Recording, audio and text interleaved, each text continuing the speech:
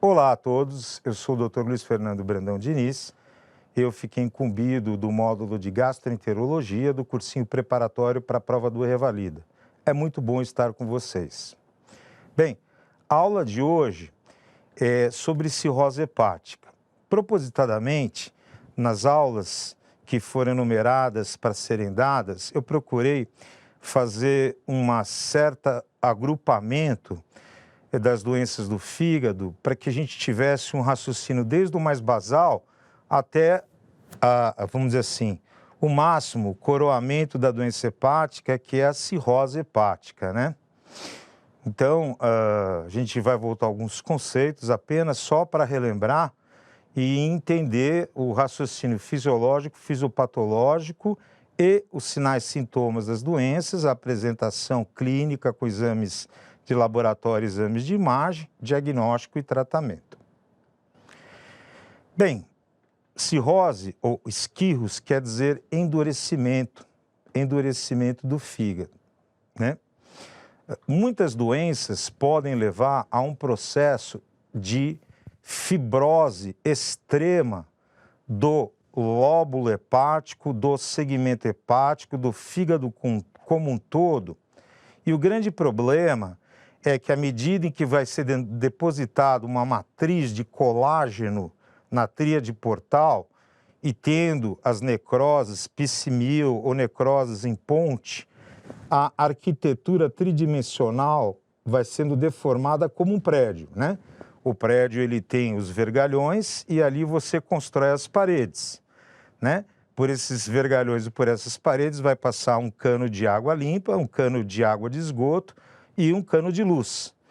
Se eu torcer, eu dou um twist no sistema de encanamento e nada mais, nem sobe água limpa, nem desce a água de esgoto e provavelmente eu perco a condição de iluminação elétrica do ambiente. A mesma coisa acontece no fígado. E também não é um processo cirrose específico do fígado, ele pode acontecer no pâncreas e pode acontecer em outros órgãos também.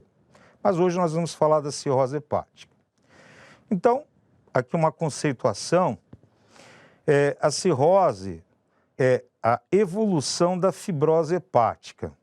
O fígado, além de todas aquelas características importantíssimas que nós comentamos, que ele desempenha no nosso metabolismo, na economia do nosso organismo, limpando dejetos que são absorvidos do trato digestório, produzindo proteínas, produzindo carboidratos, produzindo lipídios, fazendo transformações de um padrão de uma função química em outra, né? Produzindo albumina, que transporta os hormônios, globulinas, que são hormônios são anticorpos de defesa, produzindo proteínas como a proteína C reativa, a ferritina, que indica um processo inflamatório, tendo as células de Kupfer na sua rede endotelial, que são macrófagos que seguram bactérias, enfim, uma grande gama de funções básicas para a economia do nosso corpo, e também a produção da bile a partir de hepatócitos, que vai se transformando na sua descida pelos canais biliares e vai promover a partição das grandes micelas de óleos e gorduras, que são os lipídios, em micelas pequenas para que a lipase pancreática possa digeri-los até ácidos graxos e glicerol, serem absorvidos e, com isso, também facilitar a absorção das vitaminas lipossolúveis. Sabemos que o fígado é a casa do colesterol, o metabolismo do colesterol, que é extremamente importante porque todas as membranas lipoproteicas do nosso corpo são à base de colesterol e os hormônios sexuais masculinos e femininos partem do colesterol até um determinado momento onde enzimas diferenciarão essas substâncias em hormônios sexuais masculinos e hormônios sexuais femininos. Isso é importante de relembrar, porque no processo da cirrose hepática, eu posso ter a destruição da função hepática e, somado a isso, os fenômenos de dificuldade da passagem do sangue pela veia porta, vai passando para cá, vindo direto para o coração, intoxicando o sistema nervoso central, pulmão e rins, principalmente, né? Então, as células hepáticas, além de tudo isso, elas são dotadas de uma capacidade gigantesca, né? Nós vamos mostrar uma imagem depois mais para frente do hepatócito, só para a gente relembrar a correlação das microvilosidades da parede do hepatócito com espaços de Disse e com os sinusoides formados pelos ramos da veia porta e os ramos da artéria hepática, né? Nos processos de fibrose e cirrose, vai ocorrer uma grande deposição de colágeno ali, impedindo esses processos de transmigração de um lado para o outro. Então, quando o fígado é agredido, pode ser por vírus, bactéria, pode ser por toxina, pode ser por medicamentos, pode ser por plantas, né? Hoje em dia as pessoas costumam tomar muitos chás e elas nem sabem muito bem o que esses chás produzem, mas, por exemplo, há um tipo de cogumelo que produz uma aflatoxina que estimula as células hepáticas a liberarem os protoncogenes para abrir a formação do hepatocarcinoma. E algumas outras ervas estão relacionadas com hepatite autoimune, né? Então, todas essas agressões que vão acontecendo começam com um processo de inflamação, a semelhança de qualquer processo inflamatório no nosso corpo, na pele, na boca. Começa uma agressão, vence, vamos dizer assim, as barreiras primárias de defesa. Imediatamente são chamados os nossos neutrófilos, a polícia militar, depois os linfócitos, o BOP, né, para combater. E há uma grande troca de sinais que nós chamamos de citocinas ou parácrinos, agindo nas células ao redor para elas se defenderem. E dos fatores de agressão e de proteção deste desequilíbrio, nós começamos a ter um processo inflamatório. Todo processo inflamatório tem que ser resolvido. Aquele tecido tem que ser regenerado. E a reparação costuma ser com uma cicatriz, né? A cicatriz é fibra colágena, né? Então, dependendo dessa intensidade, aquela hepatite, ela pode se transformar num processo de fibrose evolutivo e, uma vez ativado por um servomecanismo, ele vai multiplicando rapidamente a produção de fibras colágenas até que nós vamos ter uma barreira na troca dos sinusoides com o espaço de Disse, dificuldade de eliminação de bile, né? Distorção da arquitetura tridimensional do lóbulo hepático e disfunção dos hepatócitos e hipertensão portal. Então, evolução da fibrose hepática é a cirrose. Leva à formação anômala de nódulos de regeneração. É engraçado e muito interessante isso. A função de regeneração que a gente observa nas lagartixas, né, quando você corta o rabo ou na planária, o fígado ele possui esta função no seu top, no máximo, né? É quase que um órgão imortal, ele é capaz de se regenerar. Então, apesar da agressão que o fígado vai receber, ele vai construir células hepáticas, só que numa estrutura deformada. Então, há a formação anômala de nódulos de regeneração. E esses nódulos de regeneração que se multiplicam, eles estão associados a uma grande distorção da arquitetura hepática. Como eu falei, é um desbalanço dos processos de formação e destruição da matriz extracelular, que vai estar na tríade portal, vai estar ao redor do espaço de Disse. Em algumas situações, ela é um problema irreversível, né?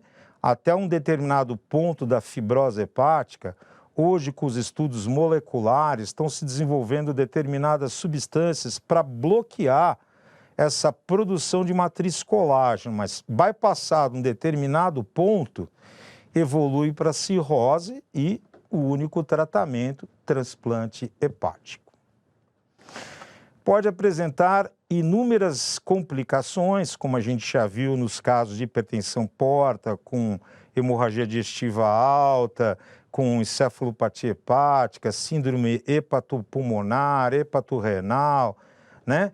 E toda a economia do nosso organismo vai sofrendo e entrando numa curva descendente e indo em direção ao êxito letal. Essa figura é só para a gente relembrar, gente. Então, o fígado é dividido pela veia suprahepática e pela veia porta em 8 segmentos. E cada segmento é dividido em infinitos lóbulos no formato hexagonal. E esses lóbulos têm essa característica de, em cada canto, apresentarem um ramo da veia porta, um ramo da artéria hepática e um ramo do ducto biliar, né?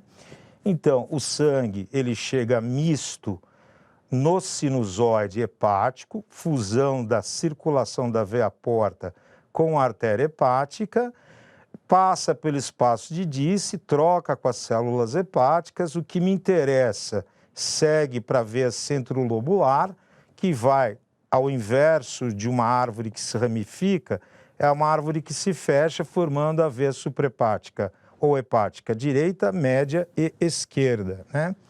E o que não interessa, as células hepáticas, elas têm um poder de conjugar, né? Conjugar com a bilirrubina e eliminar nos canais biliares que entrarão no nosso tubo digestório, sofrendo um ciclo enterohepático, com uma limpeza, como se fosse um grande radiador. Aqui, uma foto do hepatócito. Veja, é uma célula altamente funcional. Olha a quantidade de mitocôndrias que tem aqui dentro, significa que produz muita adenosina trifosfato, é uma célula metabolicamente de grande atividade, né? Retículo endoplasmático rugoso, proteínas, retículo endoplasmático liso, circulação de substâncias, lisossomos, os fagulos digestórios, né? As mitocôndrias para respiração, o microesqueleto, que são os microtúbulos que vão fazer as zonocludens ou a tight junction na face lateral, onde começa o canalículo biliar, e as microvilosidades entrando em contato com o espaço de Disse, que vai entrar em contato com a irrigação sanguínea, fazendo trocas de lá para cá e daqui para lá. Então, se eu coloco uma grande quantidade de tecido colágeno aqui ao redor, eu impeço essas trocas. Bom, antigamente existia uma classificação da cirrose hepática em função do volume dos nódulos, né? Então, micronodular, quando os nódulos são menores do que 3 milímetros de diâmetro, e naquela ocasião a gente fazia uma correlação com a doença hepática alcoólica, com hemocromatose, com a doença hepática colestática, com a doença hepática por drenagem obstrução da drenagem venosa. E a macro seriam nódulos de vários diâmetros superiores a 3 milímetros. E a forma mista, podendo estar presente micro quanto macro. É a tal de cirrose de Lennec. Aqui eu coloquei uma foto mostrando a face inferior do fígado. Esses nódulos são pequenos, né? Esse fígado aqui, ele foi tratado com formol, assim como esse. Mas veja a diferença desses nódulos que são exofíticos na cápsula de Gleason, mostrando que está tendo uma alta velocidade de formação de células hepáticas, porém desordenada. Aqui eu coloquei, diferente daquele outro diapositivo da outra aula, mostrando o espaço porta, a tríade portal, a veia centrolobular e os hepatócitos, todos bonitinhos. Aqui preste atenção como existe uma deformação, né? Um corte transversal, é bidimensional, mas a gente vê que os nódulos eles já não acompanham mais a tríade portal, né? Eles vão se regenerando de forma anômala na estrutura anatômica do órgão. Por que essa classificação antiga de macro, micro e mistas foi abandonada. Por quê? Hoje, com os métodos, a metodologia de imagem laboratorial, a gente percebe que esta correlação não é bem assim. A avaliação também vai variar no momento em que você pegar esse fígado, né? Se você é um caso fortuito, você vai fazer uma colicistectomia, que o paciente não tinha queixa, alterações, de repente você passou o laparoscópio e você vê na superfície hepática esteatose e pequenos nódulos, né?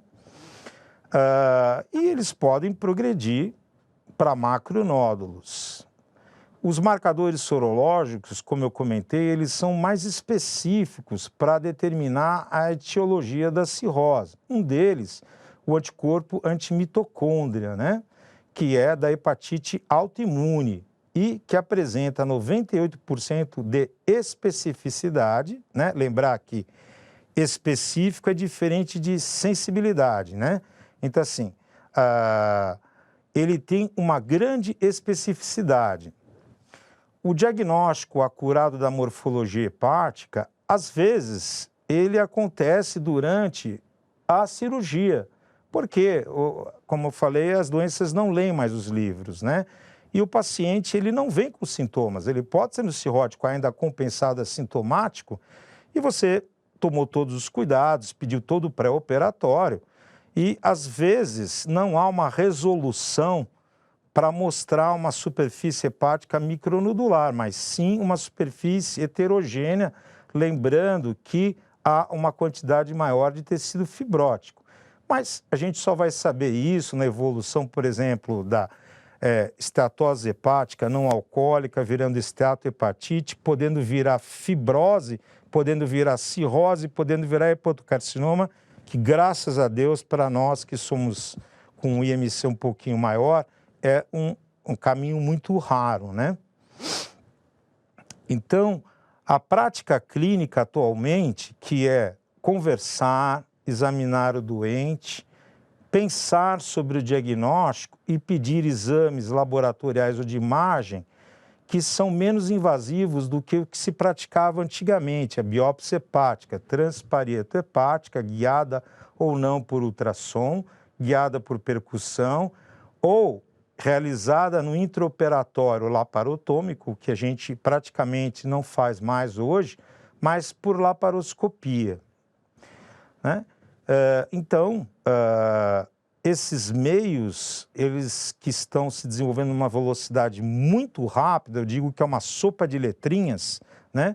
Eles trazem para a gente fatores de indicação da patologia, como nós vamos ver mais para frente.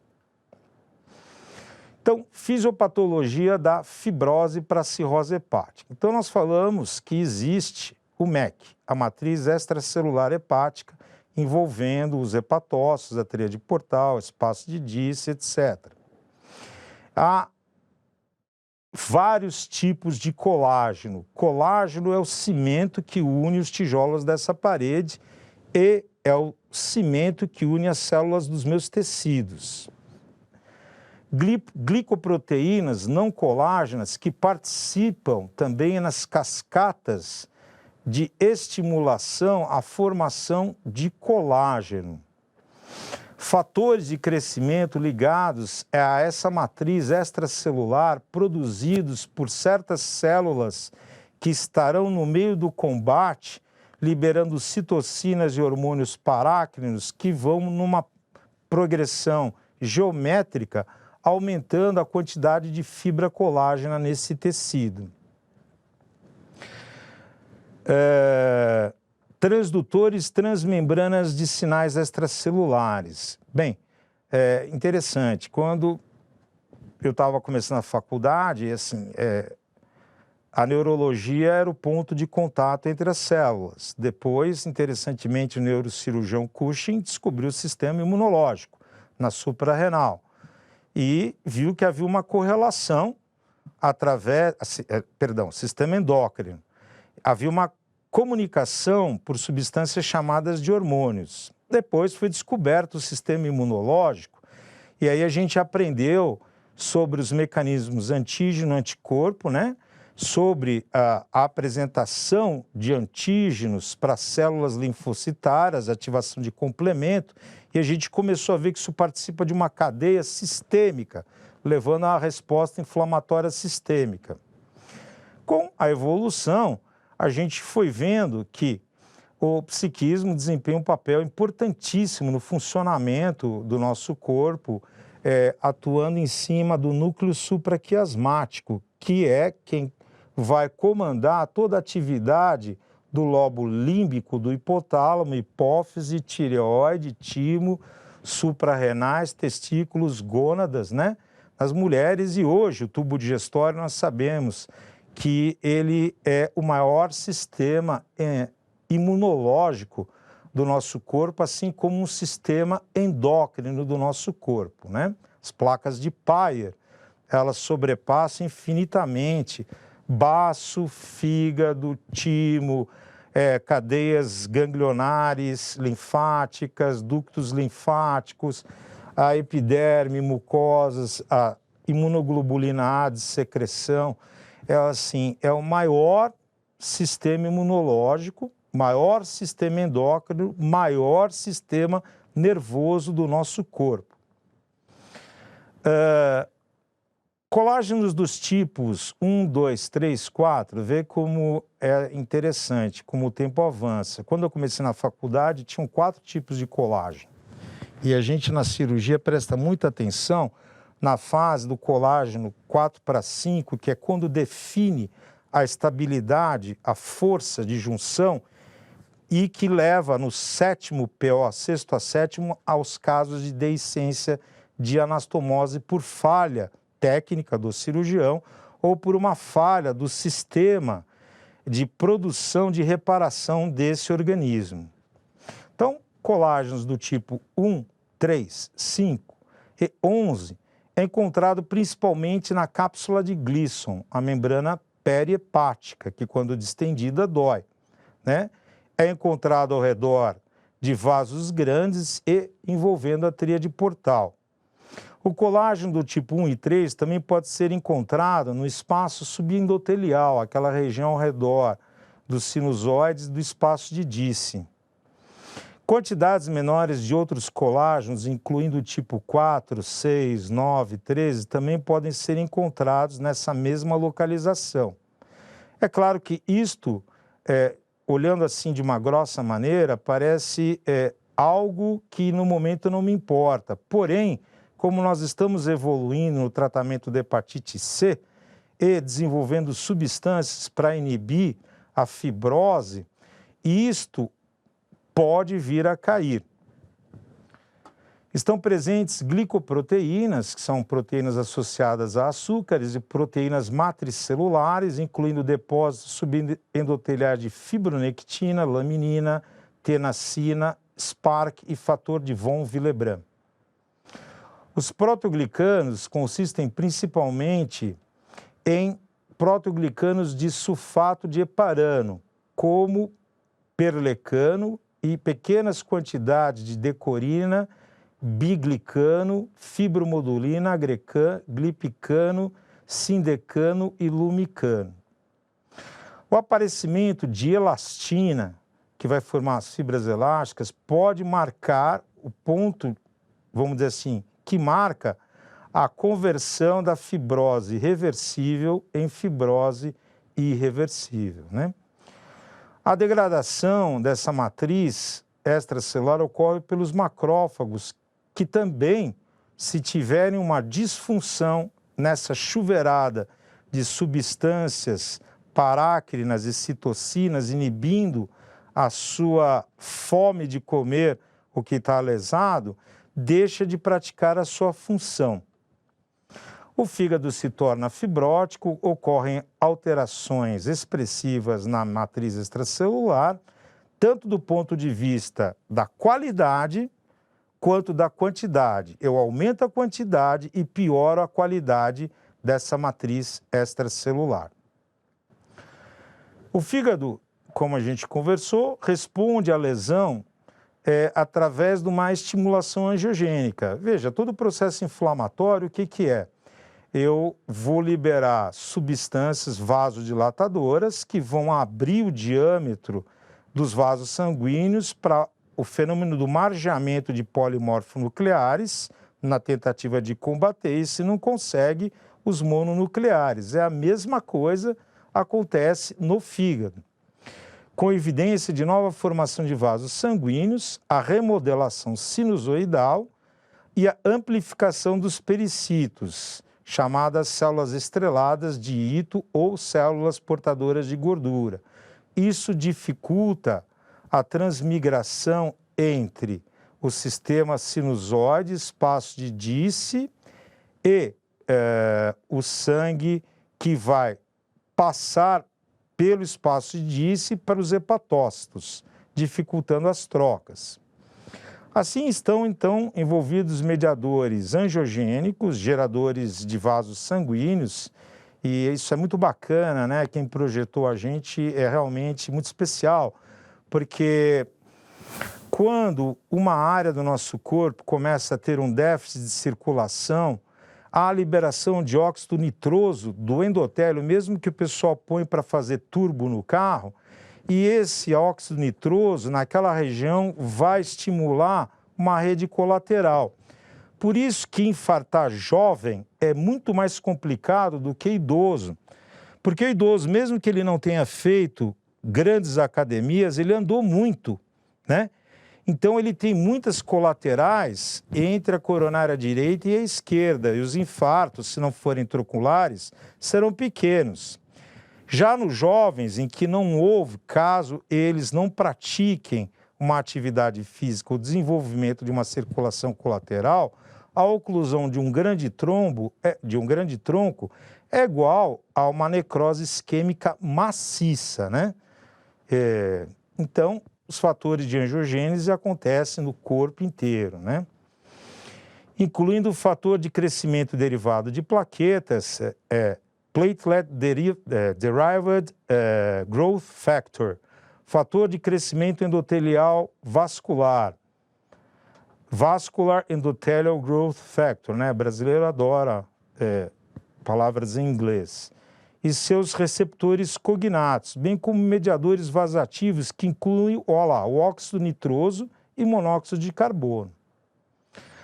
Concentrações aumentadas desse fator estimulante do crescimento endotelial podem ser particularmente importantes na progressão da fibrose em fumantes com hepatite C, né?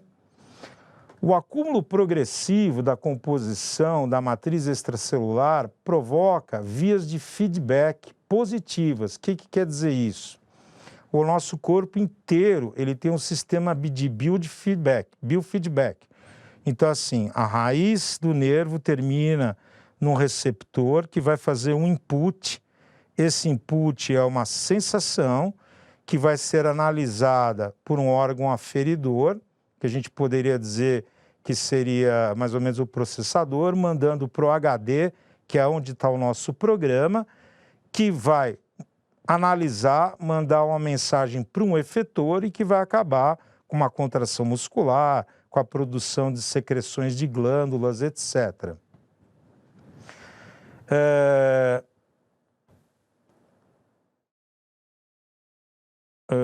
Me perdi um pouquinho aqui. Ok?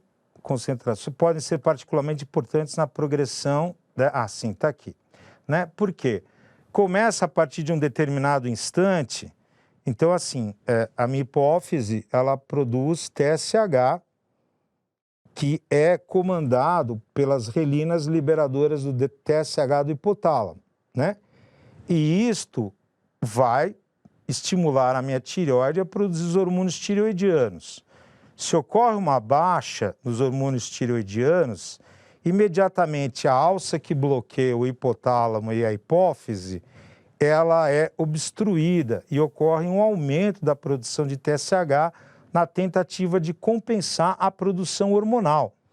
Então, isso é um biofeedback aonde o meu organismo, pela sensopercepção da falta, ele estimula a produção de. E no fígado é a mesma coisa, vai acontecer esse biofeedback positivo, aonde a lesão está presente, mas numa progressão geométrica eu vou aumentando essa lesão por inúmeros fatores. Eu até tirei um diapositivo daqui, porque era tanta letrinha, gente, que eu sinto que seria não otimizar o tempo. As alterações nos receptores da membrana, em particular as integrinas, detectam sinais da matriz alterados que provocam ativação e migração da célula estrelada, célula de Ito, que é rica em gordura, né? Retinol, né? Vitamina A, de células através da desmontagem da adesão focal. Então, ocorre uma separação celular com lesão em um processo de bola de neve. Os sinais provocados por matriz também envolvem proteínas de ligação ao receptor GTP, que está presente na membrana celular, em particular esses dois, EHO e RAC.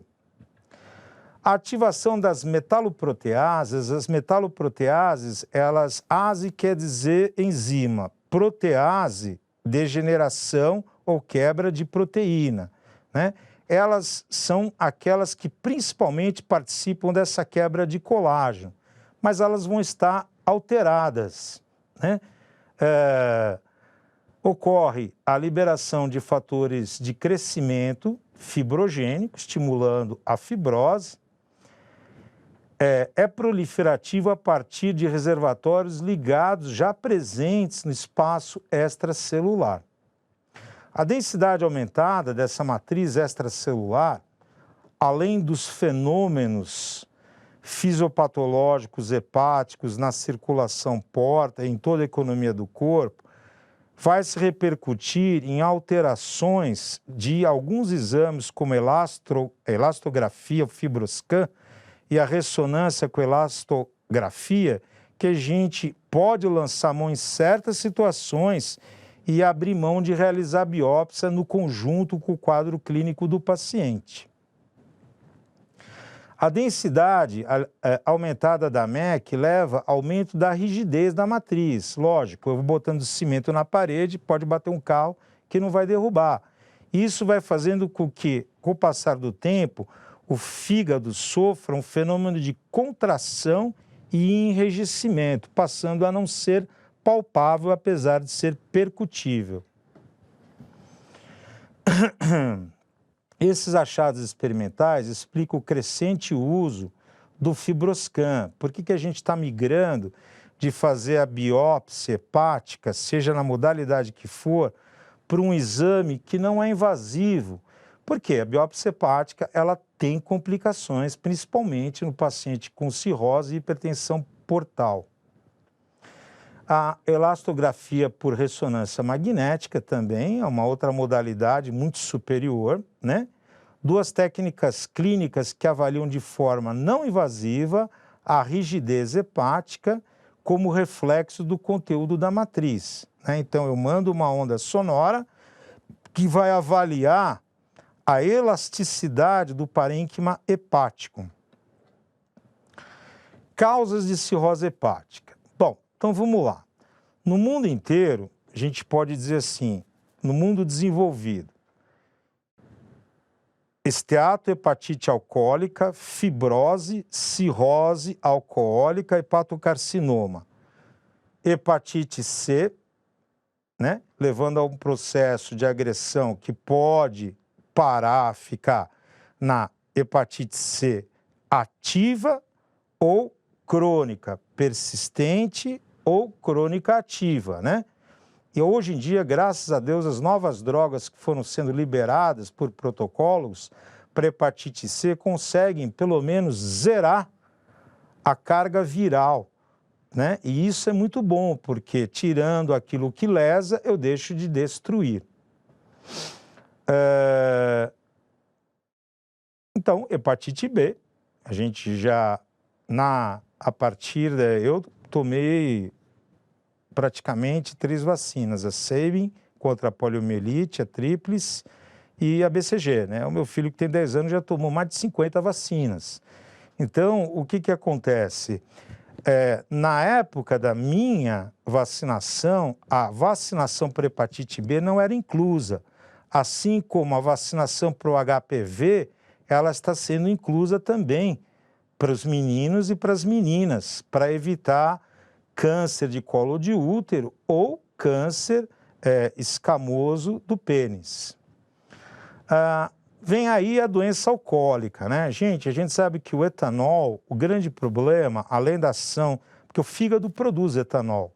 Nosso corpo, ele produz etanol, nosso corpo produz morfina, só que nas doses certas.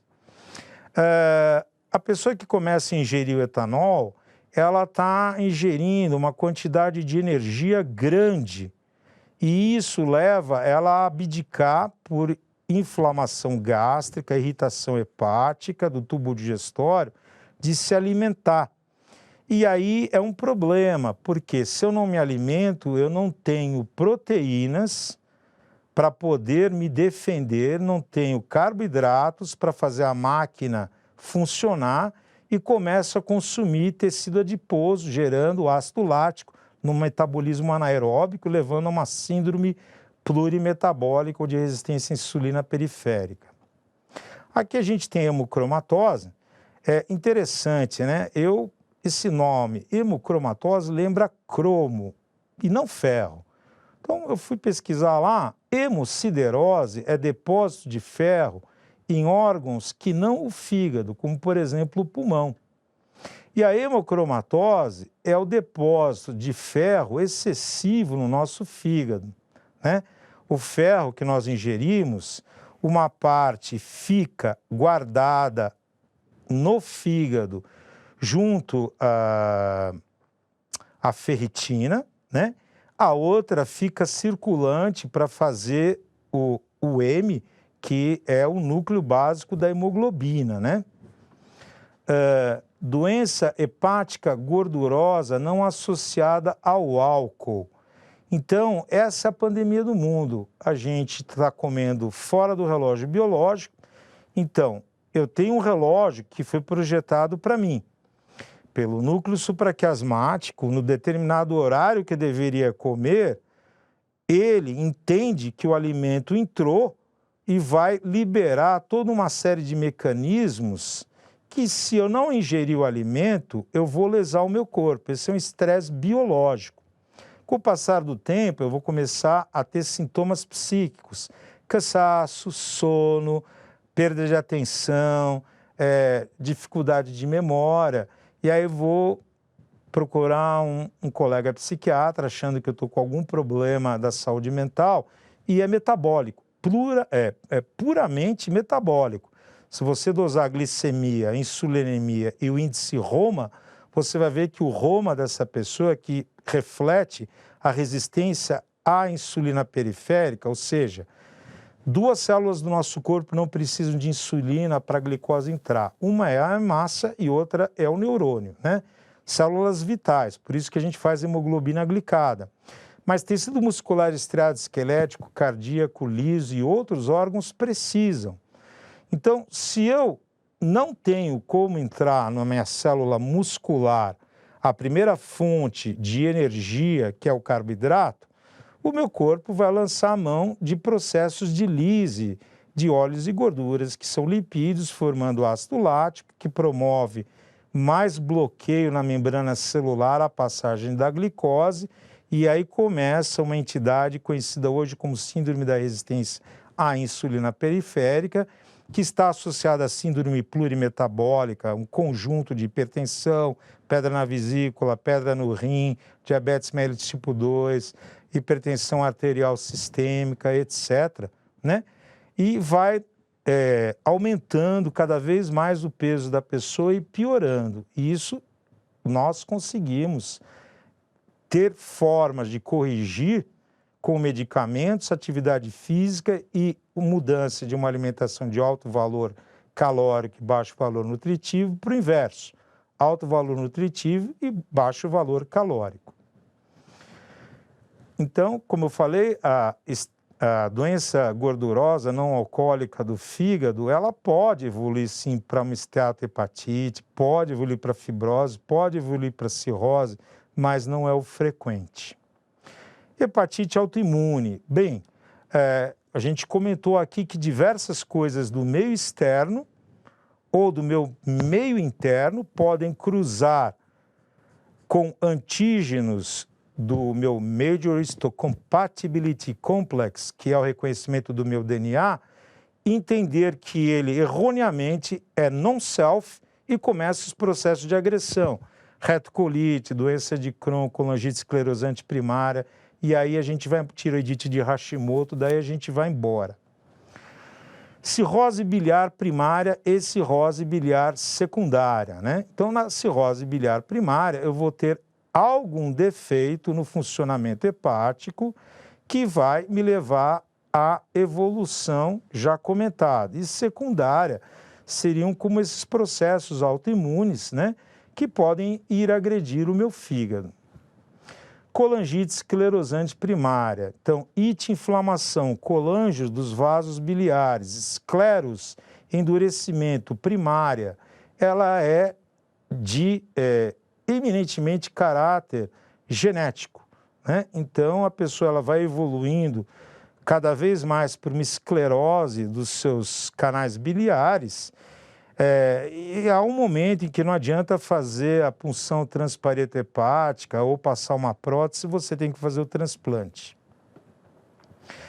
Medicamentos, metotrexate, um imunossupressor, e isoniazida, utilizada para tratamento de tuberculose.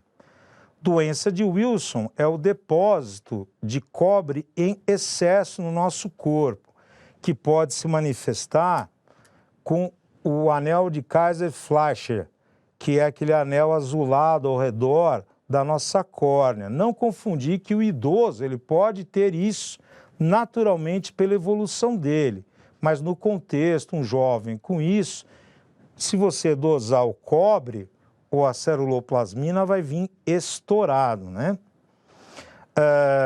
Deficiência de alfa-1 antitripsina. Então, antitripsina bloqueia quem faz a digestão de proteínas. Então, eu continuo num processo maluco de formação de colágeno. Hepatite autoimune, que eu já comentei ali, doença celíaca, né? Gente, 8 bilhões de pessoas no mundo, o maior instituto de doença celíaca no mundo fica nos Estados Unidos. Apenas 1% da população mundial tem doença celíaca, que se caracteriza eminentemente por uma atrofia das vilosidades duodenais, promovendo uma desabsortividade, e desses 1%, só 20% apresentam sintomas clínicos. Então, um pouco de cuidado com o que acontece na mídia, porque largar de comer produtos que contenham glúten, o glúten ele é uma proteína ligante que está presente principalmente nas sementes, nos grãos. Então, você vai estar comprando um alimento sem glúten, que é muito mais caro, e deixando de ingerir vitaminas, sais minerais que você necessitaria. Se há uma desconfiança de doença de glúten, o melhor exame é a biópsia duodenal para a gente avaliar a altura da microvilosidade da mucosa do duodeno. Ductopenia idiopática do adulto, isso corresponde também à ductopenia idiopática da criança, né? Então, as placas, elas não se desenvolvem, as placas da tríade portal.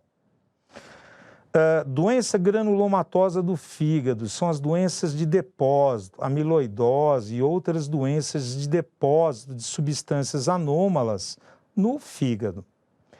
Fibrose portal idiopática, é assim, quando a gente não encontra uma causa, a gente chama de idiopático, como a cirrose criptogênica. Mas se você fizer uma profunda anamnese, você vai ver que talvez aquela pessoa esteja omitindo que está bebendo para você, e você vai partir de uma premissa que não se trata de uma cirrose secundária ao álcool, e sim de uma cirrose chamada criptogênica. Uma é transplante, a outra pode ser. Doença policística do fígado, né? O nosso organismo não existe. Se você dividir o M de mídio direito e esquerdo e tentar sobrepor, não encaixa.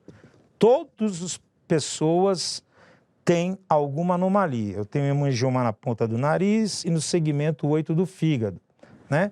Tem pessoas que têm a doença policística, então tem cisto no pulmão, tem cisto no rim, tem cisto no fígado, né? É interessante isso. Porém, cistos de característica benigna no fígado, eles são comuns e vão com você a vida inteira, né? Quando ele comenta aqui de uma doença policística do fígado, quer dizer que praticamente todo o parênquima, né, do fígado deixou de existir e virou uma coleção líquida. Infecções hepáticas, sífilis, né? A sífilis, antigamente, devido à falta de higiene, que interessantemente, atualmente está acontecendo o Covid, a peste negra, novamente lá no Japão, né? É falta de higiene, né? Brucelose, equinococos granulosos, que pode levar à formação de um cisto abscedado no fígado. Insuficiência cardíaca direita. Bom, a gente lembra que o sangue vem do trato digestório para o fígado, rico em alimentos e não tão rico em oxigênio, passa por todos os mecanismos de apresentação, sobe pelas veias hepáticas e vai para o coração. Mas se eu tiver um trombo em qualquer veia hepática ou na veia cava inferior, eu vou degenerar a montante todo o funcionamento normal do nosso organismo. Então, a insuficiência cardíaca direita, ela vai estar presente principalmente em pessoas que têm doença pulmonar, enfisema pulmonar, onde o gradiente da válvula pulmonar para a artéria pulmonar, ele é muito grande e o sangue não consegue ser bombado. O ventrículo direito, no primeiro instante, como qualquer músculo, hipertrofia, depois ele dilata e a montante ele começa a fazer uma 23 de maio com trânsito fechado às 5, 6 horas da tarde. Telangiectasia hemorrágica hereditária. Tele, além, anjos, vasos, ectos dilatados, hemorrágicos que sangram hereditário. Está relacionada à carga genética, diferente dos spiders, e a gente pode ter essas MAVs ou essas malformações arteriovenosas no cérebro, pode ter dentro do tubo digestório, em qualquer lugar do corpo, e elas sangram. E doença veno-oclusiva, que não necessariamente precisa ser Budd-Chiari, fechando a cava inferior. Eu posso trombosar segmentos do sistema porta. Por exemplo, os processos de pancreatite ou de câncer pancreático costumam, pela liberação de fatores ao redor, obstruírem as veias dorsais do pâncreas e, às vezes, até a veia esplênica, levando a uma hipertensão portal setorial, que só vai dar uma esplenomegalia e, pela comunicação com os vasos submucosos da carne e do esôfago e vasos gástricos curtos, a formação de varizes gastroesofagianas. Complicações da cirrose hepática. Aí a coisa é bastante importante. Veja, pacientes com cirroses são suscetíveis a uma variedade de complicações, portanto, a sua expectativa de vida ela é pequena, se não tratada adequadamente. As principais complicações, elas incluem o que a gente já conversou, que são as grandes síndromes, mas para lembrar, se eu tenho uma cirrose hepática com hipertensão portal, eu não consigo drenar o sistema cava, não consigo ter a volemia, o meu rim vai entender que ele precisa reter sódio, fechar sua circulação. síndrome hepatorrenal. Se eu não consigo mandar um sangue oxigenado adequadamente pela artéria pulmonar para o pulmão, eu começo a abrir chuntagem. É que nem assim, você tentar colocar um dique num lençol de água. Ele vai abrir vicinais, vai bypassar, ninguém segura a força da natureza, né? E aí ele vai desenvolver a síndrome relacionada com o mixing, ou a mistura de sangue nos vasos pulmonares com uma baixa oxigenação sanguínea. Eu posso também ter, devido a isso, um mecanismo reflexo na tentativa de perfundir melhor o pulmão, de vasoconstrição dos vasos pulmonares e, além disso, ter uma uma hipertrofia dessas células musculares lisas, aumentando mais ainda a resistência à saída do sangue do coração direito para o pulmão, piorando a minha hemodinâmica do lado direito e a montante do lado direito do coração. Então, o campeão aí são hemorragias por varizes. A gente comentou que as varizes elas podem aparecer em qualquer ponto de contato embrionário entre o sistema cava e porta, né? E que as que mais costumam dar problema são as varizes gastroesofagianas, dependendo do seu diâmetro, né? Dependendo da pressão, né? A gente considera 6 milímetros de mercúrio já um mecanismo hipertensivo. Daí para frente, a chance de ectasiar essas veias e romper com um sinal de prenúncio chamado red spot, quando você faz endoscopia, mostrando que está tendo uma isquemia na parede venosa e vai perfurar. E, às vezes, o paciente aparece para a gente pela primeira vez num quadro catastrófico, assim, de uma perda volêmica maciça, com todos os fenômenos comemorativos da descarga simpática, e se as atitudes rápidas não forem tomadas, ele pode vir ao êxito letal por batimento ex-vácuo do coração, não tem sangue, né? Lembrar que na veia porta é cerca de 1.200 ml por minuto de volume. É muito, gente. Uma lesão por arma branca ou por arma de fogo na cava ou na porta, se o profissional não tiver experiência nas manobras que devem ser realizadas para isolar a montante e a jusante, os vasos, coibir o sangramento, o paciente morre.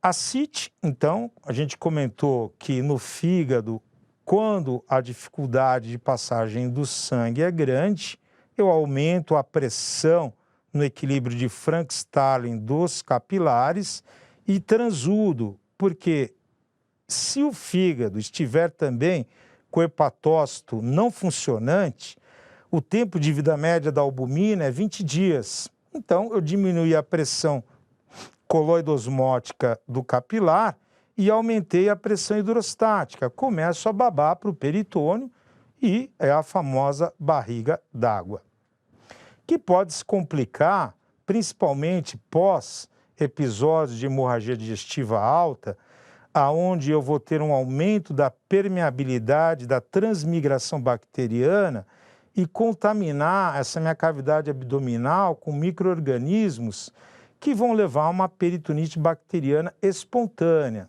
diferente de uma peritonite por apendicite, diverticulite e outras doenças. Eu posso ter o problema da encefalopatia hepática, né? A gente lembra que as substâncias absorvidas no intestino, elas vão funcionar no cérebro, nas células da glia e nos GAP ou nas sinapses, como falsos mediadores químicos, levando a pessoa desde um quadro leve de alteração de testes psiquiátricos até o coma hepático. O aparecimento do carcinoma hepatocelular, bem, como a gente comentou no caso daqueles cogumelos, a aflatoxina abrindo os proto-oncogenes e eles liberando as células a terem um comportamento totalmente não de convívio, elas passam a ser células marginais, elas funcionam como elas querem.